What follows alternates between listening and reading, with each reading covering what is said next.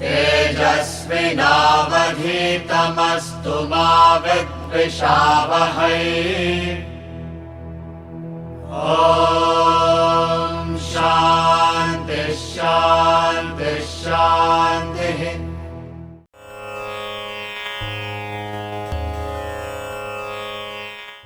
भज गोविन्दं भज गोविन्दं गोविन्दं भज मूढमते। सम्प्राप्ते सन्निहिते काले नहि नहि रक्षति दुःकृन्करणे। मूढजहीहि धनागमतृष्णां गुरु सद्बुद्धिं मनसि वितृष्णा। यल्लभसे निजकर्मोपात्तं वित्तं तेन विनोदय चित्तम्। नारीस्तनभरनाभिदेशं दृष्ट्वा मागामोहावेशम्। एतन्मांसवसादिविकारं मनसि विचिन्तय वारं वारम्। नलिनीदलगतजलमतितरलं दद्वज्जीवितमतिशयचपलम्। विद्धि व्याध्यभिमानग्रस्तं लोकं शोकहतं च समस्तम्। यावद्वित्तोपार्जनसक्तः तावन्निज परिवारो रक्तः। पश्चाज्जीवति जर्जरदेहे वार्तां कोऽपि न पृच्छति गेहे। यावत् पवनो निवसति देहे तावत् पृच्छति कुशलं गेहे। गतवति वायौ देहापाये भार्या बिभ्रति तस्मिन् काये। बालस्तावत् क्रीडासक्तः तरुणस्तावत् तरुणीसक्तः। वृद्धस्तावत् चिन्तासक्तः परमे ब्रह्मणि कोऽपि न सक्तः। काते कान्ता कस्ते पुत्रः संसारोऽयमतीव विचित्रः। कस्य त्वं कः कुतायातः तत्त्वं चिन्तय तदिह भ्रातः। सत्सङ्गत्वे निस्सङ्गत्वं निस्सङ्गत्वे निर्मोहत्वम्। निर्मोहत्वे निश्चलतत्वं निश्चलतत्वे जीवन्मुक्तिः। वयसि गते कः कामविकारः शुष्के नीरे कः कासारः। क्षीणे वित्ते कः परिवारो ज्ञाते तत्त्वे कः संसारः। See, in the Bhagavad Gita, chapter 4, Lord Krishna talks about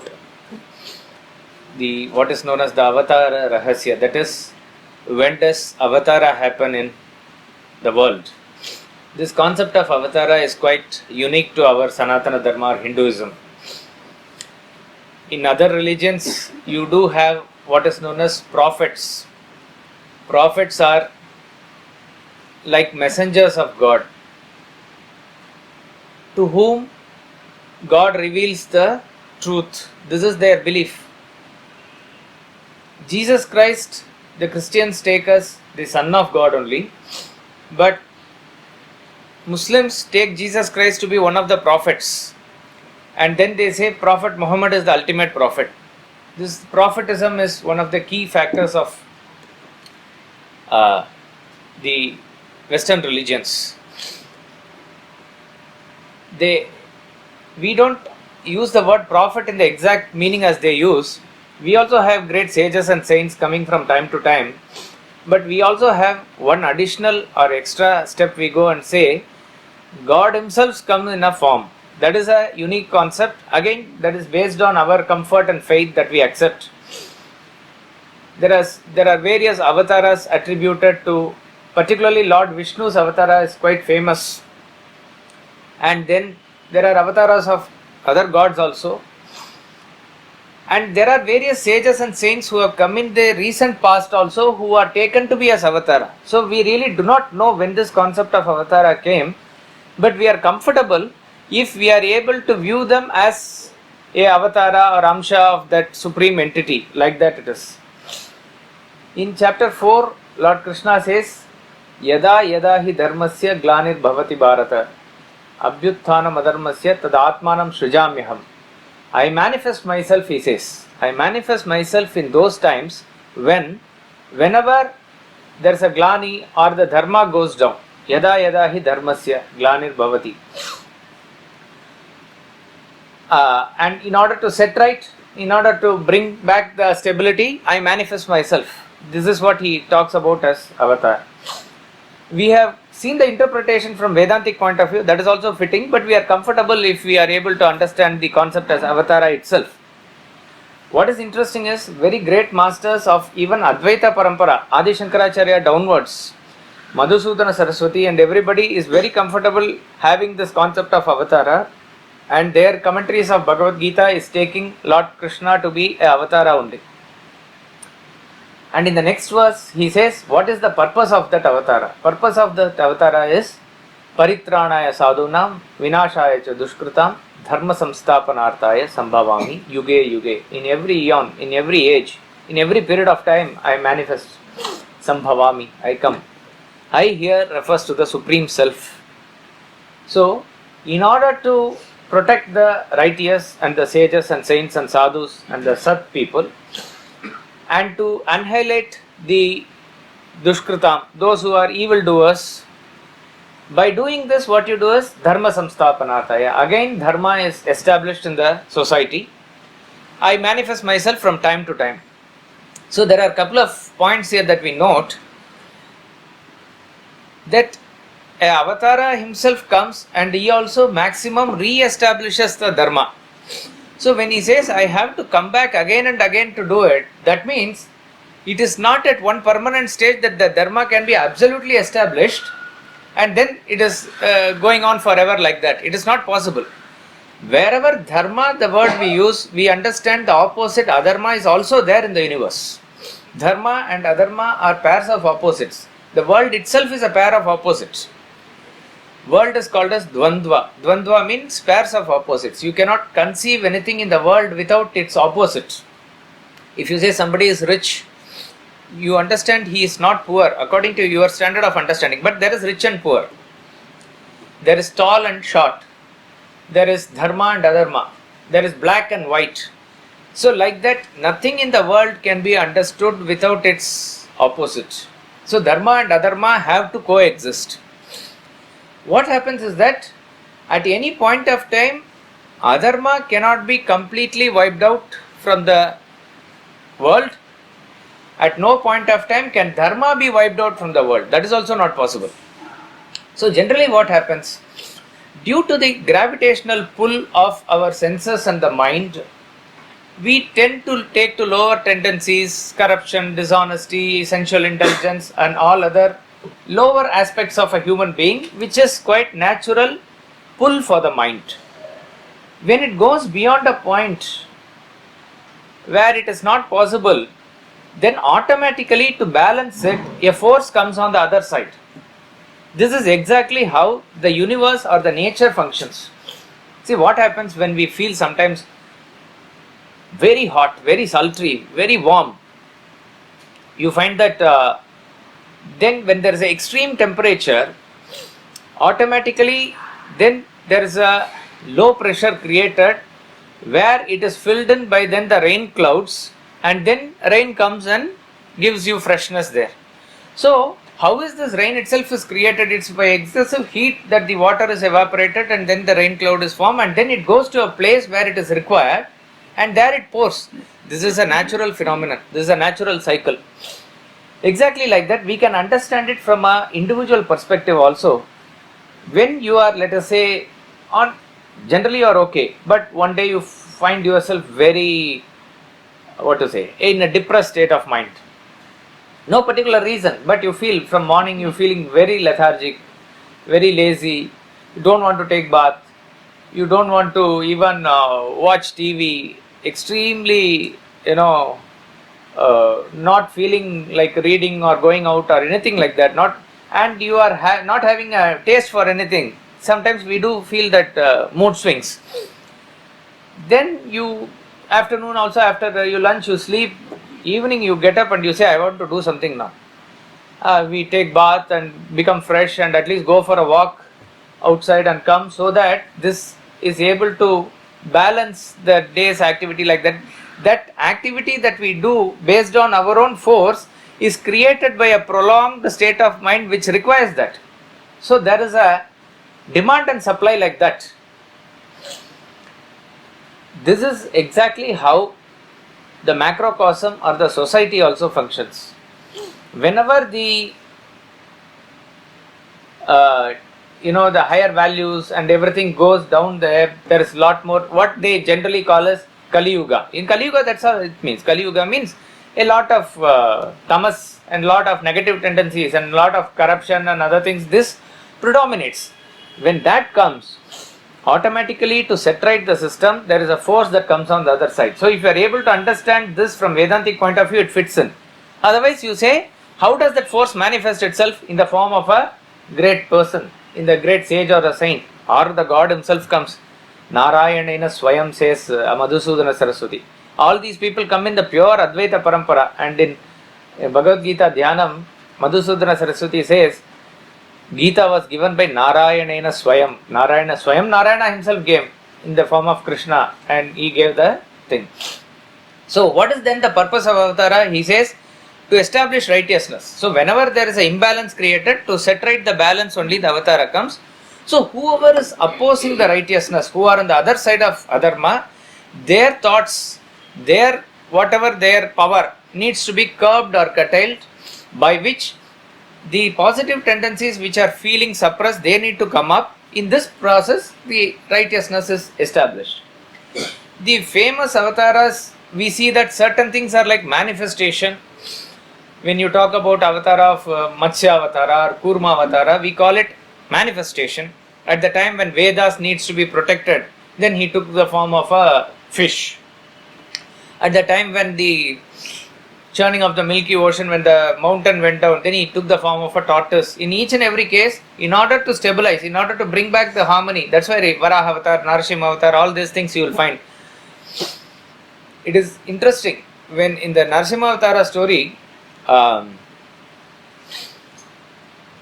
gods are not able to take the rule of Hiranyakashipu. He is very powerful and he is taking them for a ride. Okay. So they go and submit to Lord Narayana and Vaikunta. There is a story. And what is their appeal? They say, you have to finish off Hiranyakashipu, he says. Okay, your prayer is that somebody else to be finished off. Don't worry, at the right time it will come. When will you come? He says, all these things that you go through, it's all your own making. You go through for some time. Anyway, I will come and manifest and I will set right things. But when will it come? When it will happen that he touches Prahalada, that is the time I will manifest. Okay, so that means Prahalada and Devas are not equal. So when he is going to, that imbalance goes to that level, that is the time Narasimha can come. Otherwise somebody else can come and manifest. People are asking, why is not God coming now? Kali Yuga, they are saying, no, actually we are in very good time. We are in the beginning of Kali Yuga. It's not a very bad time if you compare it that way. If you need Rama to manifest, you need to be of the caliber of Ravana. Are you like that? Do you have that much guts? We don't have. Only that type of a balance will come. Only when Duryodhana and Kamsa and other forces are there, then Krishna has a role. Otherwise, there are other people and other sages and saints who come, and that is a beauty of our age also, that from time to time, various sages and saints come. They do equal reforms. They do equally. They are no less in any way. But we are abound with plenty like them also at various corners of this country. They are also like avatars only. Okay. Now, in the time of, so it is manifestation as far as those avatars is concerned. But when it comes to Rama Avatara or Krishna Avatara, we call it as incarnation. Incarnation means we see a full life happening, as it were. Birth, then growth, and how he follows the dharma, and then he goes on through the rest of his life like that. Krishna also like that. Gautama Buddha is also taken as an avatar of Vishnu. Though Buddhism is not a prevalent practicing religion in India, Gautama Buddha is like an avatar only, like that it is. When all these avatara Purushas came, the imbalance was created by certain forces, and the imbalance was manifest in certain way. The way Ravana manifests and the way Kamsa and others manifest, there is also a differences there. Swami Chinmayananda puts it very nicely. He says, in the Krita Yuga or the first Yuga, Satya Yuga, the good forces and evil forces were very distinct and separately identifiable. So one was occupying the Devaloka, another was occupying the Asuras and Asura Loka, something like that. It's very distinct and different. In the Treta Yuga, which is the Ramayana time, still it is different. It was occupying two different lands. Lanka is where Ravana operated from, and Ayodhya is where Rama operated from. Though the influence of Ravana was there, that is why when Vishwamitra was doing Yajna, they were coming and destroying the tapas, all those things were there. But when it came to Dwapara Yuga, end of Dwapara Yuga, when Mahabharata time came, good and evil came into within one family, cousins. This side is good and that side is evil, like that Pandavas and Kauravas, and it became little more complicated. He says in Kali Yuga, it is there both within us. It has come to within our system. So it is sort of inseparable that way. So you have to bring in the level of the incarnation or the purpose of it according to the situation and demand. So you find Rama, Krishna, they are all both same internally and they follow to the T core dharma. But you will find the expression of how Krishna operated and Rama operated is completely different. That is because the persons whom Rama was dealing with is different, the time was different, everybody was all the characters of Ramayana are different in a way. They all showed a great sense of renunciation. Positive and negative was like black and white more there. But in Mahabharata, even great characters show some weakness. Bad characters also show some goodness. So it is little more mixed, complicated. To that extent, Krishna's role was also that much little more subtle, little more complicated. But even in Mahabharata times, that had to be done in certain way, and finally the Kurukshetra war had to happen, where it was a very, very great war. Maybe like a world war of that time, but confined to the precincts of Asian region only. And then Dharma had to be re-established again. And few years after that is what is said to be the birth of Kali Yuga. Kali Yuga means the Iron Age, or where our tendencies or faculties become much more deteriorated. That's all it is. And then after maybe, we do not know, many thousand years, 2500 years later, Gautama Buddha came. Gautama Buddha did not fight wars like Rama or Krishna. He did not do that. But he had to tackle whatever had to be needed at that point of time, who took to Vedic ritualism as an end in itself, who were thus creating certain imbalances in the society. He had to bring them up to the level of vichara, and so his avatara was able to set right certain things in that way. And then came the great Adi Shankaracharya. Adi Shankaracharya is also considered a avatara Purusha.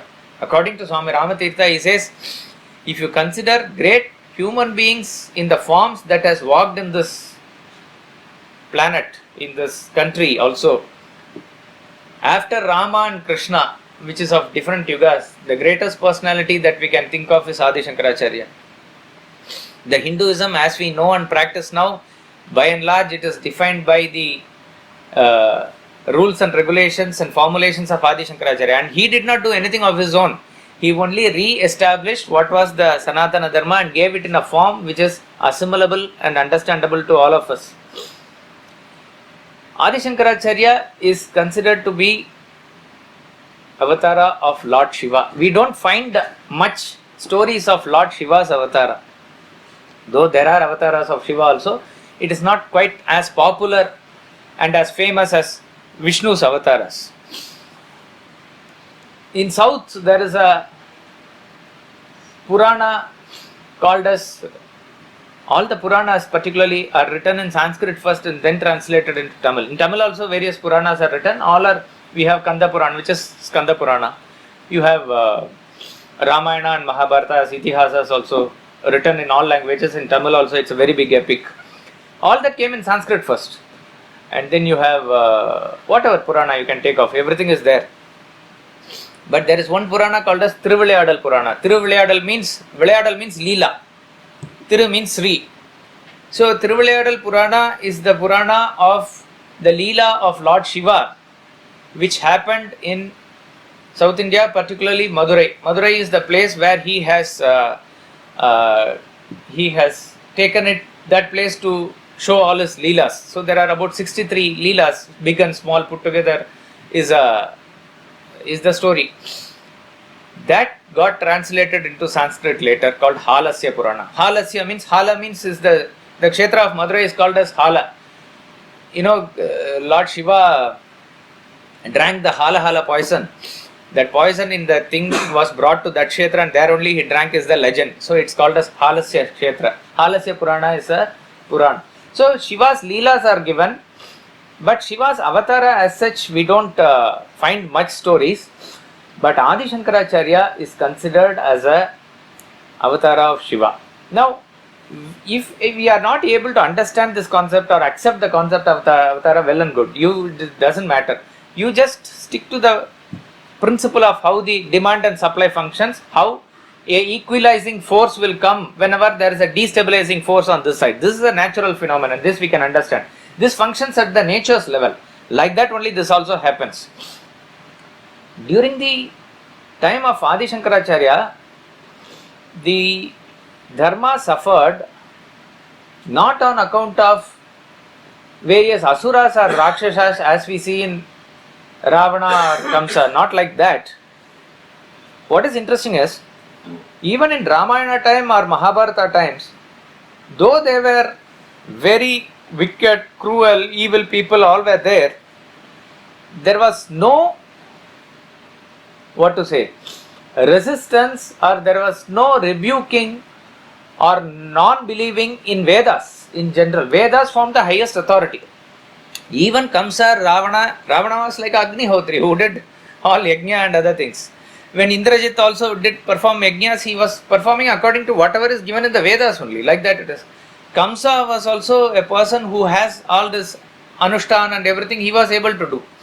So that way, against the Vedic gods or against the Vedic practices, there was not a issue. The issue was with reference to their own anger, their own desire and all those things which took over their personality, and because of which they were cruel to others. All those things happened.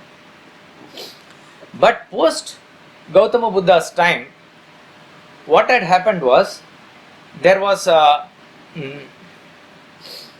challenge to the authority of the Vedas themselves.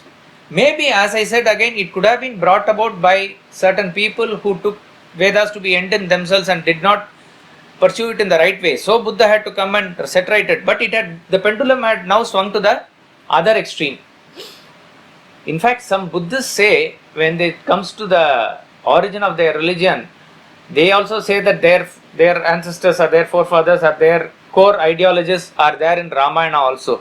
In Ramayana, there is a Rishi. Whether he does purposefully or whether he does to show the faith of Rama and Vedas, he asks certain questions to Rama as though condemning the Vedas, he is arguing from the other side. When Rama hears the news of Dasharatha's death when he was in Chitrakuta, Bharata and army had come.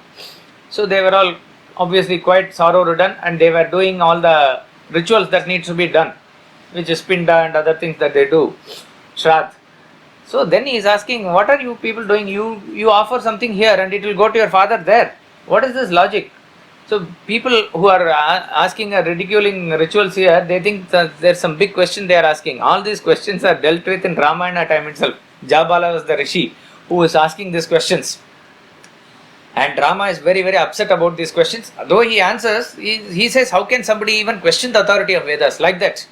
But there have been certain dialogues like this. So Buddhists talk about these people as their thing, because the Buddhists and Jains, they don't consider Vedas to be the authority. In the 18th chapter, when he is talking about the 4 Varnas, Brahmana, Kshatriya, Vaishya and Shudra, he deals it very briefly. In 2-3 verses he finishes. In that, one of the qualities of Brahmana, he says, is Astikyam. Astikyam means believer.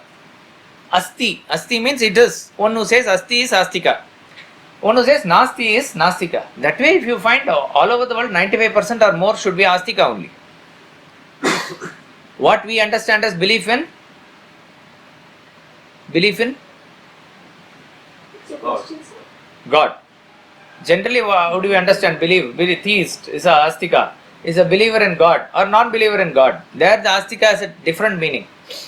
Astika is someone who believes in the authority of Vedas. Those who don't believe the authority of Vedas, they are called as Nastika. Astika and Nastika itself, they are terms, they have dynamic meaning over a period of time. From time to time, they do have different meanings. According to Patanjali, it's a different meaning. One who believes in Swarga and Naraka is Astika, and one who doesn't believe in the other world is Nastika. That type of meaning is also there.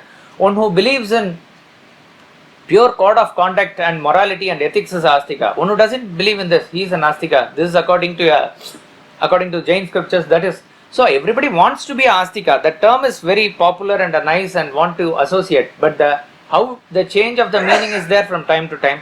In 18th chapter, when he is talking about a Brahmin is a Astika, he means, obviously everybody believes in God. He is just not referring to that. He is referring to the belief in the authority of the Vedas. That is Astika.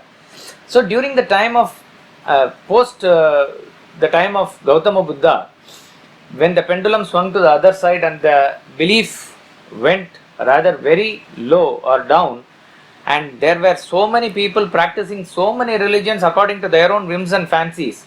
All they have some root here or there, but it was not done in a very cohesive and proper way. There were supposed to be about 72 practicing religions within India. When they say 72, some of which we can relate to also. Somebody says Shiva alone is the authority. But like how somebody will say Jesus Christ alone, it is like Shiva alone. Something like that. Somebody will say Vishnu alone. Somebody will say Shakti alone. Like that, not just 72 gods. There are somebody who doesn't believe in God. They say nature only. Somebody says only Brahman only. Like that. There are about 72 practicing religions were there. So at that point of time, it was very critical that some Avatara came to set right and re-establish the core philosophy under the umbrella where everybody will be given enough space to practice whatever they are practicing, but in the proper way. So Adi Shankaracharya was an Avatara like that. It's very interesting. Paramacharya gives a reference to the Vedas themselves. Somebody who is in Sanskrit can also get to know and tell me the meaning. We saw in the end of Kaivalya Upanishad, he is eulogizing what is known as Shatarudriya. Rudra is the names of Lord Shiva given it's in the middle portion of Vedas. So many names are given there, 100 or 300 names are given there. There, one of the names given is Vyukta Keshaya. Vyukta Keshaya means who is completely shaven of the head. The head is completely shaven of the hair. We can imagine any type of Shiva's picture, but this picture doesn't come to our mind at all, or we haven't seen at all. Jatadhara he is full of long hair, matted hair, or sometimes in Nataraja pose that is opened up. We see that type of picture. Otherwise, you see him as a Shivalinga where there is no hair or no. It's a symbol of Lord Shiva. Like that, you should see. That's why I am saying you can give me the exact meaning, but from what I have read, it is person who is completely shaven off, Vyukta Keshaya. So how does this name fit in to Lord Shiva? No idea at all. But later only we come to know that Adi Shankaracharya, who was the epitome of the greatest sannyasa ashrama, was like that. So he was nobody except Lord Shiva himself. The Adi Guru that we take of Vedanta is Dakshinamurthy. Dakshinamurthy is again another form of Lord Shiva. You go to any temple, you will find that one form of Shiva facing the south direction. Wherever you go, you can find out in any temple, if you don't know the direction, you can find out where there is Dakshinamurthy. If he is there, he will always face south direction. He is called Dakshinamurthy. Dakshinamurthy is considered the Adi Guru of Vedanta. Chitram Vatataror Mule, Vriddha Shishya Gurur Yuva, Gurostu Maunam Vyakyanam, Shishyastu Chinna Samshayaha. Chitram Vatataror Mule. Oh, behold, look at this great Guru in the Vatataror Mule. Vatavriksha. Vatavriksha is the great banyan tree. In the root of it, below it, Vriddha Shishyaha. All the disciples are very old. Vriddha Shishyaha. Guru Yuva. The Guru is very young. Dakshinamurthy who is sitting there actually is very young. Look at this sight, he is saying. Look at this wonderful sight in the root of this banyan tree. All the disciples who are sitting there, they are quite old, but the Guru is very young.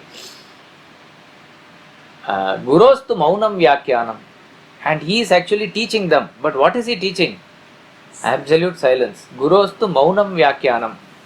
He doesn't open even a mouth, he doesn't open to say even Om. He is just Maunam Vyakyanam. Shishyastu Chinna Samshaya. But all the doubts of the disciples are gone. What a class that is. What a class. Here, the more we talk, you can know the caliber of the teacher also. You can know the caliber of the students also. That is the teacher and that is the student, where he is absolutely why? What is the significance of this Maunam? What is he actually conveying? All your questions have been answered. All the questions are answered, but what is the essential message that he is conveying in silence? Being with the being. Being with the being. What is this Vidya called as? Brahma Vidya. The actual supreme Brahman's knowledge, and that which is Brahman is beyond all expressions. You cannot get it in your words. It cannot be conveyed in your actions. It cannot be conveyed in your any expression. So actually, by Maunam, he is actually conveying that only, and that is understood by those students. Vriddha Shishya means the students are matured. That's all it means. Students are matured. Guru Yuva means he is quite fresh in the knowledge of Brahman. All this age belongs to the world. He is a transcendental entity. So that is, he is ever like that, ever fresh. That's all it means. So here we have the picture of Lord Shiva, who is absolutely seated in a place, who is absolutely silent all the time. All this shows the Supreme Brahman itself. The Supreme Brahman itself is absolutely in the unmanifest form. It is in the pure and unmanifest form, in which all the energy is housed within itself. This is in science called as potential energy. Potential energy means energy is there, it has not yet become manifest. So when does it become manifest? Same Lord Shiva, when he becomes Adi Shankaracharya, how much ever he was sitting down in a place, he was going from place to place, walking all over India. Maybe he used bullock cart, we don't know, but he just walked. Maybe they won't use bullock cart also, sannyasins, we don't know. He was just with his feet. 2-3 times he travelled crisscross the country, everywhere, to all corners of the country. There is no place where it is not connected with Shankaracharya, like that, to that extent. There is a place near Howrah, on the Kharagpur route, you find a station called Sankrail. That is also associated with Shankaracharya. They say Shankara had come there, and in Bengali it became Shankarailo or something like that, only it became Sankrail. Anywhere you see, So it is Shankaracharya's connection is there. So to the extent that he was seated in a place, he was now traveling all over the place. To the extent that he kept Maunam, he was talking, preaching, giving stotras, bhashyas, commentaries, all the organs of actions were employed to the fullest extent. So he was a flash who descended upon earth, without whom, India will not be India as it is now. It's the greatness of Adi Shankaracharya.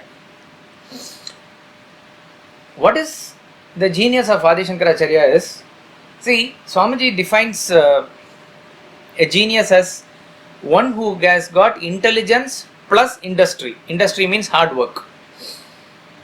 We find most people who are brilliant, very quick in their understanding, generally they are not prone to much hard work. This is a general tendency.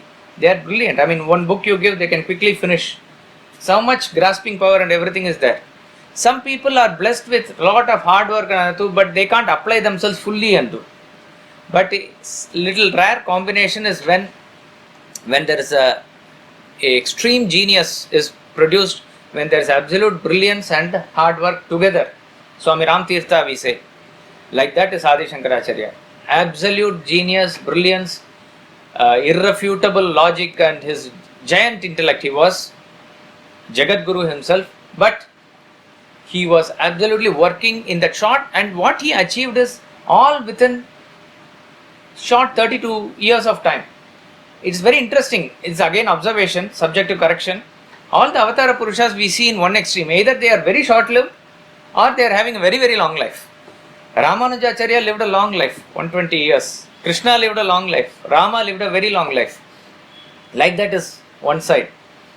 Other side is Adi Shankaracharya, Ramatirtha. Very many stalwarts.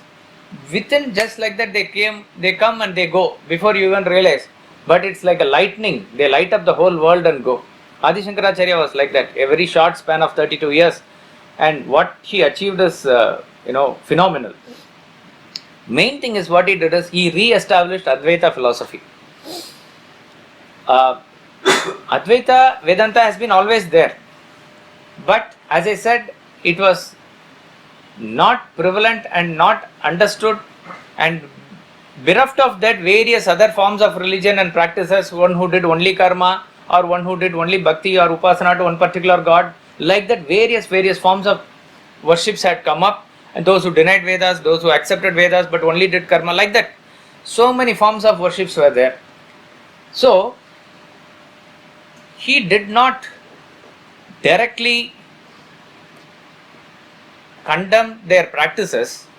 He condemned their core philosophy, which is an end in itself, but he gave the right place under the umbrella of Advaita Vedanta. That's what he did.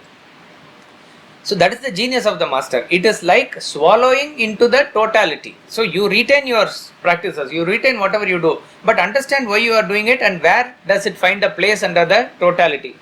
So Advaita philosophy is to say finally that Brahman alone exists.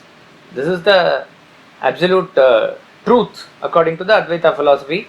See, there are various schools of philosophy, there are various schools of thought in Vedanta itself. You have Dvaita, you have Vishishta Advaita, you have various other schools. These three are very famous schools.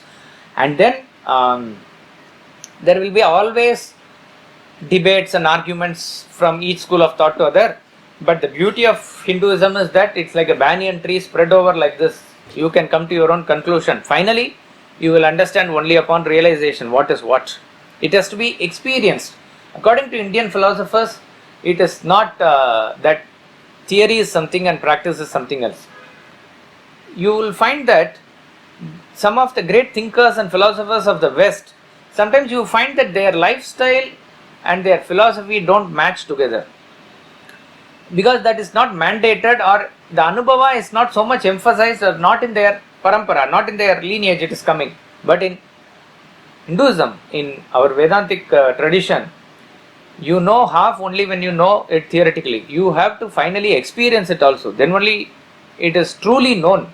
Otherwise, with intellect, let us be clear, you can say, I am a Shankara Bhakta, I believe only in Advaita. Somebody says only Vishishta Advaita. All that's fine only up to a level. Ultimately, it is your anubhava that counts. Your elevation, your, evolution to that status. That alone really counts. So he re-established Advaita philosophy, and then under that he gave the correct positions to all. Note here, what many people talk now about, what is this famous statement popularized by Gandhi, Sarva Dharma Samabhava. All religions are equal, all religions are equal. None of the Acharyas, whether it is Ramanujacharya or Madhvacharya or Shankaracharya, nobody said this statement. All religions are equal. It is not equal. It cannot be equal. There can be certain aspects which can be parallelly found in various religions.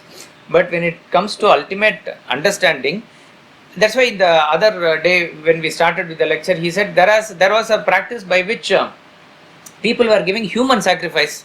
That is also a form of worship.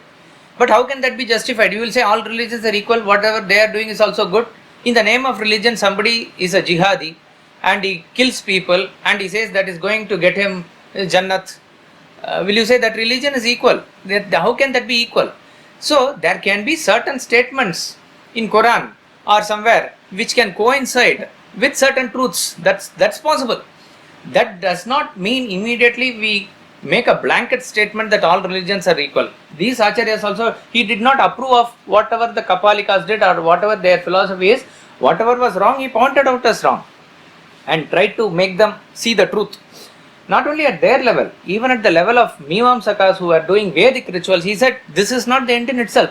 Vedic rituals has a place in life, but you have to graduate beyond Vedas. That's what he said. So Kumarila Bhatta was a great Mimamsaka who believed in Vedas, and he was considered again Avatara of Lord Kartikeya in North India. In Uttar Pradesh he was there. When Adi Shankaracharya met him, because he said if we are able to convince these type of people, then the job becomes easier.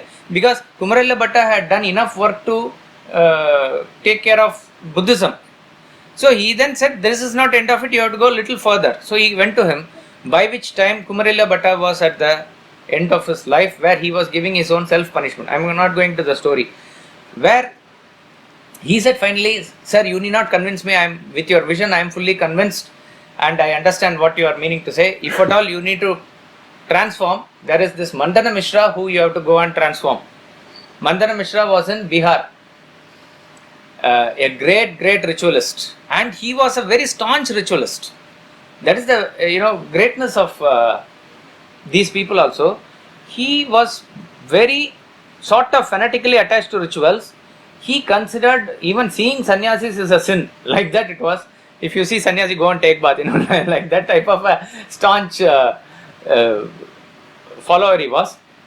To him Adi Shankaracharya goes voluntarily, and whenever sannyasi comes again at the right time, you cannot refuse him also. So he asks for bhiksha. Sannyasi is eligible for bhiksha. So what bhiksha?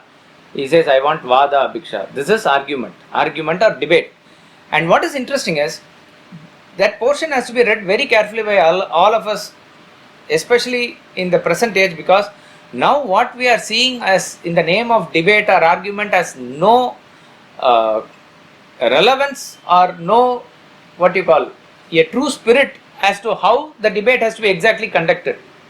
Hinduism, Sanatana Dharma encourages debate. Vade tattva bodha. By argument and by going to and fro with the person who is even having an opposite view, you are able to get to know the truth. So most important aspect of debate is that you are ready to see the truth. Whether it was Mandana Mishra, he was holding on to the truth. He was not an evil person. Shankaracharya was holding on to the truth. Then the debate happened for 21 days, and then finally, according to the conditions before the debate, if Shankaracharya loses, he will take up Grihastha Ashrama and perform all the rituals. He was a sannyasi already. If Mandana Mishra loses, he will take up sannyasa ashrama and follow Adi Shankaracharya. And who was the judge? Wife of Mandana Mishra. That means you see the caliber of that lady also. She was able to be the judge. And two things we have to notice: her caliber of the subject, her caliber of being objective. That means she is not going to give the decision just because her husband is on the one side. Very, very beautiful. So at the end of it, they did not say, let us agree to disagree. All this is only a modern, intellectual fatigue. If you have to understand the truth, you come to the side of the truth. And that is what Mantana Mishra did. He began to see the truth. So, by which practice he was able to make him, and he was Sureshwaracharya, who was the Acharya of the Sringeri Matha later on. So, Adi Shankaracharya that way was a great genius. He catered to all the aspects of the personality. In fact, according to the legend, again we say it's a story, but you can specifically see the first 16 years of his life and second 16 years of his life. There's a distinct difference. First, he wrote the Bhashyas and commentaries for the Gita, Upanishads and Brahma Sutra. This is called as Prasthanatraya. These three form the canonical works, or the tripod. Prasthanatraya it is called, upon which Vedanta stands. Brahma Sutra of Veda Vyasa, Bhagavad Gita again authored by Veda Vyasa, found in Mahabharata as a conversation between Krishna and Arjuna, and the source of it all Upanishads. Upanishads is where it's all found. So he took 10 Upanishads, Dashopanishad, principal Upanishads, and then Bhagavad Gita, and then finally Brahma Sutra Bhashya. He did commentaries, and then he had taught this to others and had debates on this also. And then you find in the later part of his life, he wrote various stotras, Dakshinamurthy Ashtakam, Subramanya Bhujangam, like that, various stotras which are eulogizing gods, also it is there. Not only that, original works which are Prakarana Granthas, one of which is what we are going to study as like Bhaja Govindam, Atma Bodha, Tattva Bodha, these are all called as Prakarana Granthas. Prakarana means, Karana means instrument. Prakarana means a very good instrument, a key which will open the treasures of Upanishads. Meaning, at the present level that we are now, before going into this Prakarana Grantha, we can't go into Upanishads directly. Maybe now we need even Vedanta treatises and other books, because the Sanskrit language itself is not easily understood. So you need Fall of Human Intellect, you need Vedanta treatise, you need all these preparations before we even get to the terms and definitions given in Tattva Bodha, Atma Bodha, then go to Gita, then go to Upanishads. This is how the structure is built. Then, from the Bhakti point of view, Adi Shankaracharya wrote so many stotrams. See, Advaita Acharya who stands on the very core of formless Brahman, but he was also a Jagadacharya. He was a Jagat Guru. Jagat Guru is a guru for the whole world, and majority of the world want form for worship. So he was not averse to it. In fact, all the form worship also in the 6 major categories, Shanmata Stapita he is. In the form of Ganesha, in the form of Kumara, which is Kartikeya, which is the form of Shiva, Vishnu, Shakti and Surya. Like this, he established the forms of worship throughout the country. In each place, one can be a little more, but all these forms of worships are there. Ganesha you will find more in Maharashtra. Shakti you will find more in Bengal. Kumara you will find more in Tamil Nadu. Like that, he made forms of worship like that also.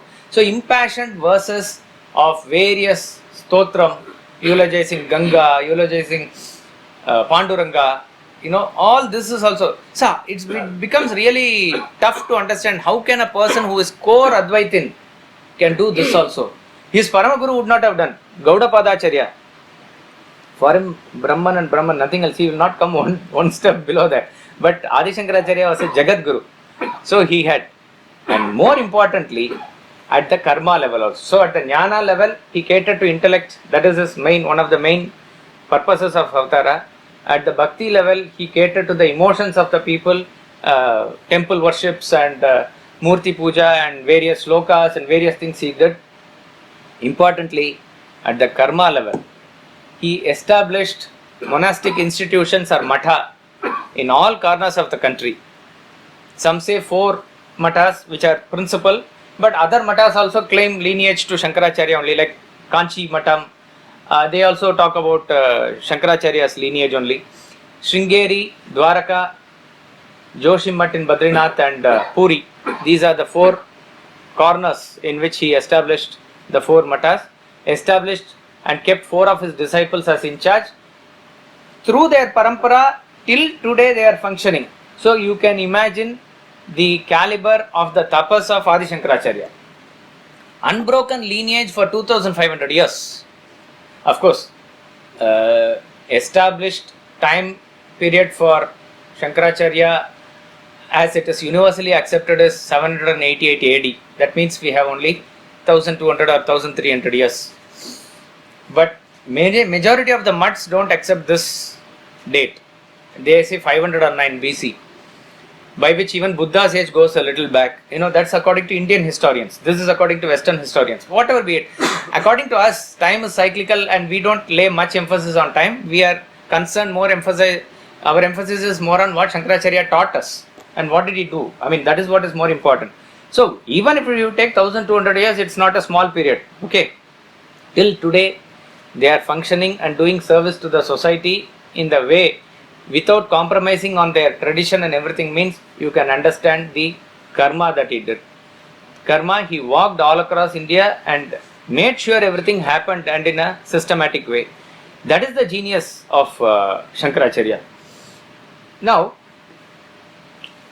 Bhaja Govindam is a textbook attributed to Shankaracharya, but some argue that it may not be actually written by him.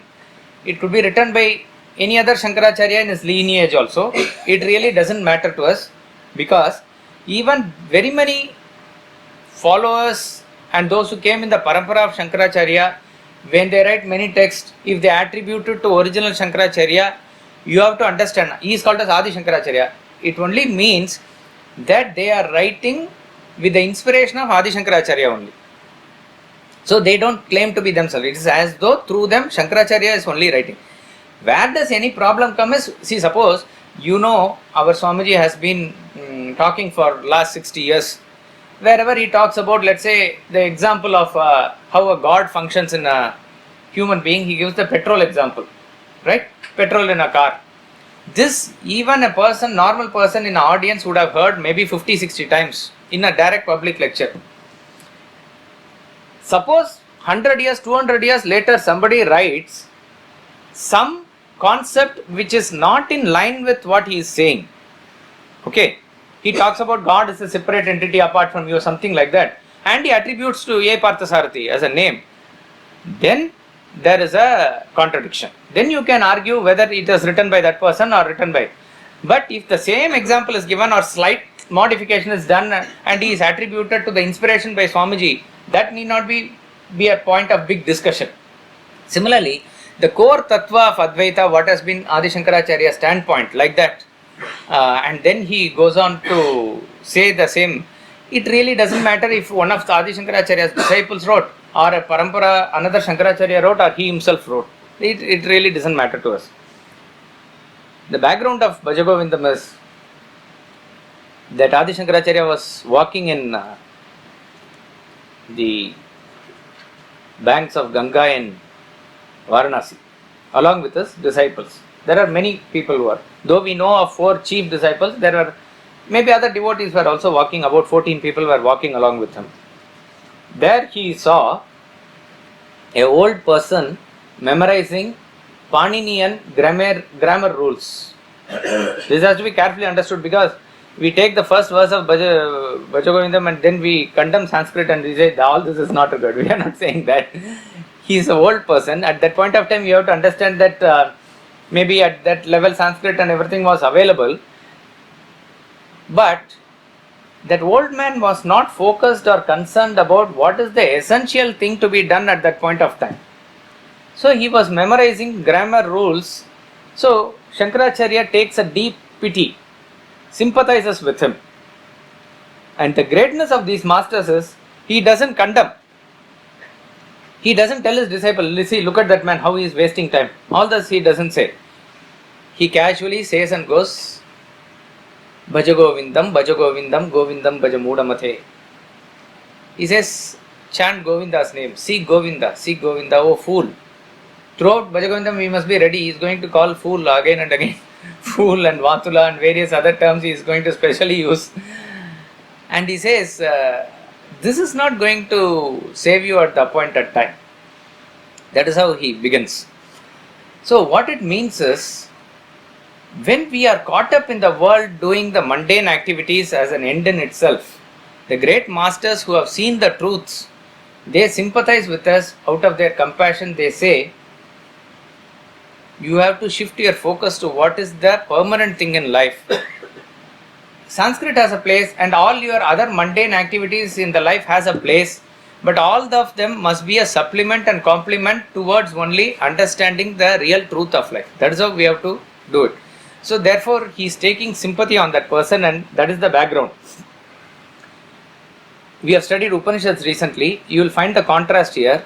The same Vedantic text, as I said, it is talking at a very lower level compared to the Upanishad, which is directly addressing practical issues which we can relate to. One of the recurring themes of Bhaja Govindam, see, you can even derive the highest philosophy, that is also there. You will find the greatest and the highest philosophy of Vedanta also given here. But one of the recurring themes is there are two main motivating factors of human life, which is called as acquisition and enjoyment. This Bhaja Govindam is warning against taking up these motivations as an end in themselves. See, motivations are, you can call it purpose of life. In Sanskrit you use the word Purushartha. So what is the purpose of life? What is the Purushartha of life? Meaning what, for what you are living. What is your purpose, aim? So our scriptures talk about four aims of life. Dharma, Artha, Kama and Moksha. These are the four aims of life, out of which Moksha belongs to the other world, which is transcendental, which is liberation, which is a very high aim. All other three aims belong to the world, out of which what is first given importance is Dharma. Dharma is a term which cannot be translated into English, which is a way by which you align yourself to the natural way of life, which is in tune with the Supreme Self in that, but you are living in the world and doing all the righteous activities. You with your intellect to say what is right and what is wrong and carry on. That means you live life for that sake only. So living the life according to the correct rules is the purpose of life, nothing else. Animals do it unconsciously. They cannot deviate away from their dharma. An animal will not overeat. Animal will not undereat. Animal, when the stomach is upset, a dog will not eat. All this is quite inbuilt and natural. But we have that separate ego, our desires and other things which makes us deviate away from the dharma. Therefore, we need to be taught dharma, and then our life must be made alignment with this. Then what happens to the other aspects? Don't worry. When you do dharma, you will gain wealth also. You will gain acquisition. You will do the right work and you will get money out of it. That is not prohibited. And with that you can enjoy all the legitimate enjoyments of life also. That is also not prohibited. What is to be cautioned is, without dharma, don't get into the other two. That is where you have to be careful. Without dharma, when you get into wealth and enjoyment, that is when acquisition and enjoyment becomes an end in itself. That means there is no end to acquisition, there is no end to enjoyment. At the same time, you are suffering in acquisition, you are suffering in enjoyment. The aim of life, which is happiness, that you don't get here. That is the point he is saying. So therefore, you have to bring it back to the dharma and then carry on. Once all this you feel okay, then you will go to the fourth one also, which is liberation. You will be happily going there. Bhaja Govindam cautions us against a person who, bereft of dharma, gets into the mode of acquisition and enjoyment. What are the repercussions of it? That is one of the recurring themes, and he is talking about other themes also. So acquisition is actually safeguarding ourselves from dukkha nivritti. So you acquire something so that you are secure. Enjoyment is positively courting pleasure, sukha prapti. So either way, you are severing yourself from sorrow or you are courting yourself for pleasure. This is what we aim for, but ultimately whether it happens or not is another question. So he is cautioning, you cannot get into acquisition and enjoyment per se without dharma backing it. That is the point here. Shankaracharya highlights the hollowness of such pursuits, and he says you have to seek the self, seek Govinda, and all the pursuits finally consummate in this pursuit only. Bhaja Govindam is also called as Moha Mudgara. Moha Mudgara means delusion lifter. That which is the delusion which is covering us. Delusion means we are in a totally confused state where we don't know what is what. That is delusion. Absolute confusion where we are caught up in that individuality and trying to more ground ourselves into that individuality more. So we don't know all the serious questions of life and we feel we are fine in that complacent state what we go through. That's delusion. Bhaja Govindam lifts us from the delusion. It is called as Moha Mudgara. All the scriptures, including Bhaja Govindam, it's a beautiful poetry also. The scriptures give us a message. The message is packed in a package.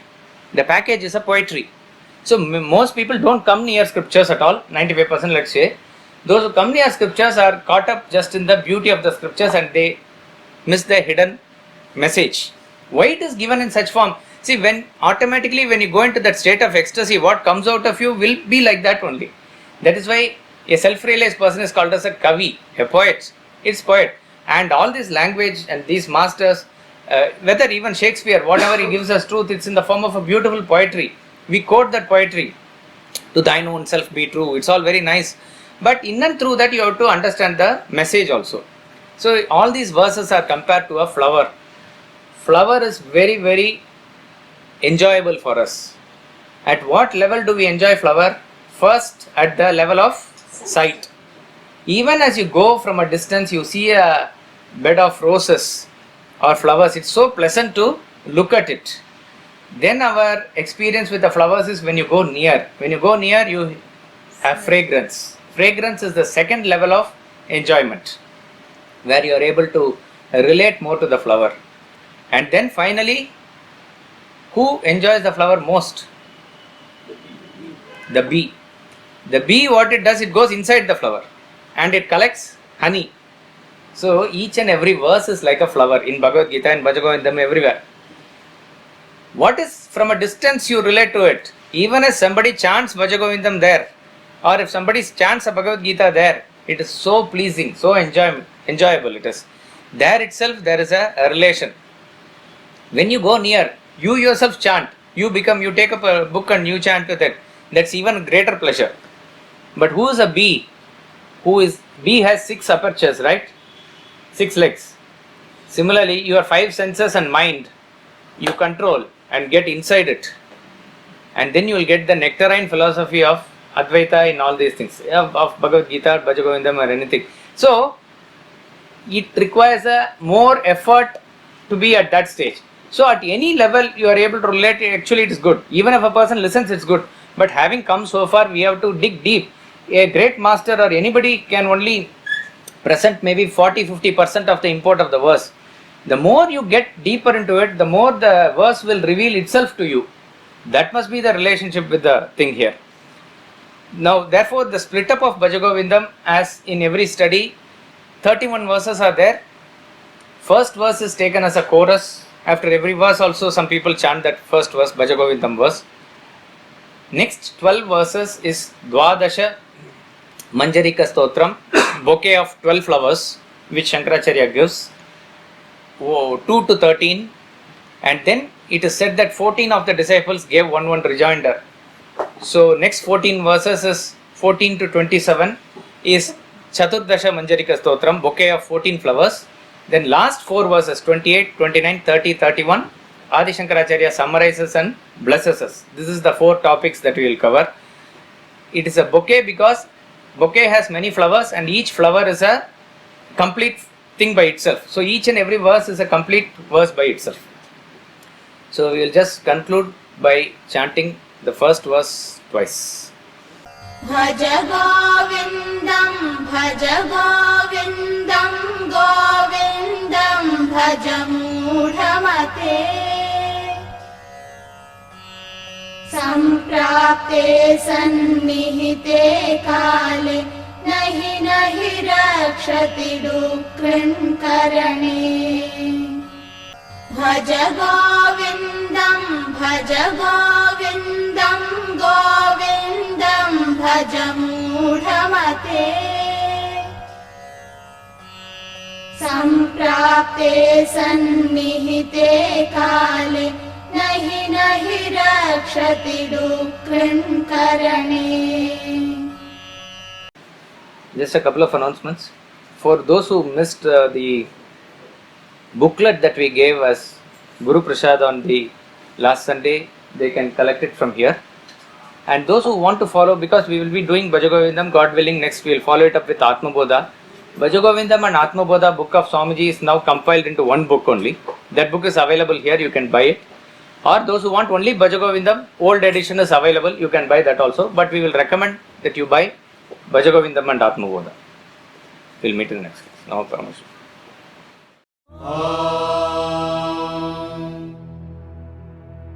Poornam Poornamidam Poornat Poornamudachyate Poornasya Poornamadaya Poornamevavashishyate.